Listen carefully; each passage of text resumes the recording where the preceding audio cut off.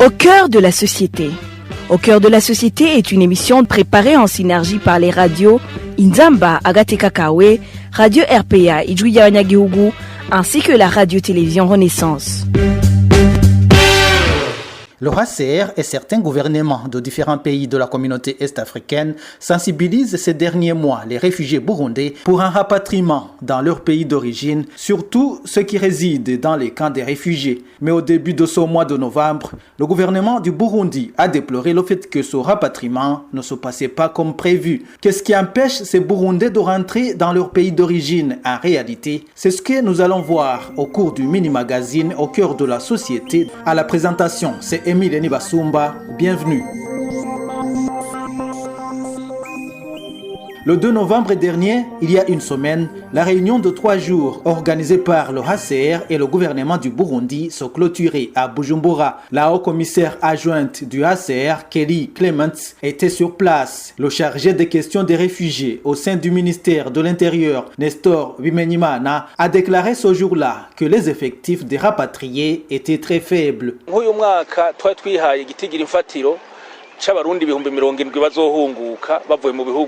Par exemple, pour cette année, nous avions prévu un rapatriement de 70 000 Burundais. Mais aujourd'hui, nous sommes le 2 novembre et nous n'avons pas atteint même 20 000 rapatriements. Vous voyez qu'il y a un relâchement. Nous avons conclu un partenariat avec la Tanzanie, notre pays voisin, qui héberge le plus grand nombre de réfugiés burundais, de rapatrier 1400 Burundais par semaine. Mais à cause de ce manque de volonté des réfugiés, nous accueillons moins de 50, parfois même 17, 15 rapatriés par semaine. Vous comprenez que c'est inquiétant. C'est pourquoi nous avons demandé au HCR de nous aider pour voir s'ils peuvent se rapatrier. Nous ne comprenons pas pourquoi ils ne rentrent pas. Le pays est en paix. Et dans le processus de développement aussi. Nous avons approché nos partenaires et certains réfugiés pour connaître la raison et ils nous ont dit que même ceux qui se rapatrient ne sont pas bien traités.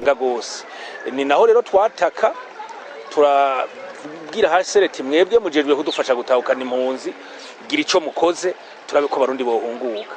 Qu'est-ce qui empêche ces Burundais de rentrer dans leur pays d'origine? Nos confrères de la radio Inzamba ont parlé à certains d'entre eux qui sont hébergés dans différents camps des réfugiés de la communauté est-africaine. Moi, réfugié du camp d'Ondouta, la raison qui me pousse à ne pas répondre à l'appel du gouvernement est que le motif de ma fuite n'est pas encore une issue favorable. On assiste toujours à des tueries de personnes innocentes, des enlèvements et des harcèlements de ceux qui ont déjà rapatrié. Au cas où le problème qui entre les réfugiés auront une issue favorable, telle que la paix pour tous, les biens des réfugiés seront remis. Je rentrerai car la vie en exil n'est pas bon. Personne n'est ravi de vivre en exil. D'ailleurs, nous sommes étonnés des discours des autorités tanzaniennes et burundaises qui nous disent que il y a la paix et la sécurité au pays. Est-ce que cette paix et la sécurité qu'on toujours? C'est pour nous seulement les réfugiés qui se trouvent en Tanzanie?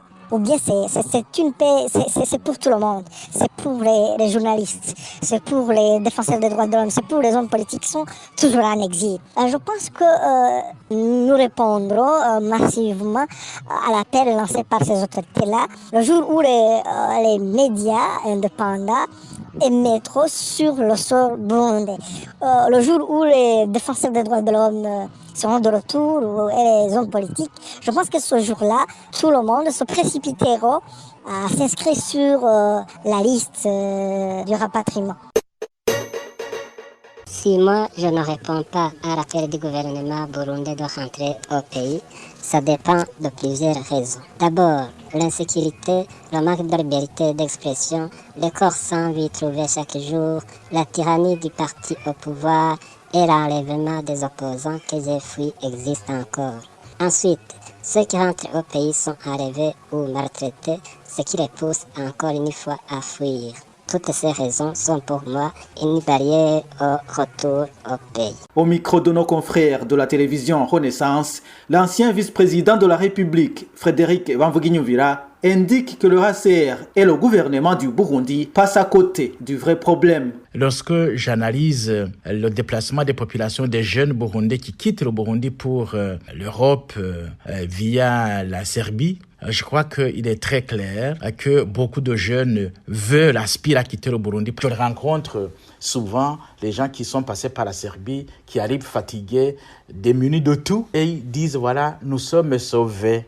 Comment justifier qu'il y a la paix et qu'il y a justement le déplacement des populations de l'intérieur vers l'extérieur du pays? Donc c'est une contradiction. Et pour eux, la sécurité, s'ils tuent des gens en silence, avec des cordes, avec des massues, avec toute autre forme de moyen pour tuer les gens, et qu'il n'y a pas de détonation d'armes, on ne peut pas dire qu'il y a la paix. Non, il n'y a pas de paix. Cet ancien président de la Commission nationale de réhabilitation des sinistrés demande au Haut-Commissariat des Nations Unies pour les réfugiés de traiter de la même façon les réfugiés, quel que soit leur pays d'origine. Nous demanderions au HCR de considérer les réfugiés burundais comme un réfugié ukrainien, comme réfugié somalien, irakien, comme réfugié vénézuélien. Donc il faut qu'il soit considéré comme tout réfugié, indépendamment de son origine. Et ne pas dire qu'au Burundi, il y a de la paix. Il n'appartient pas au HCR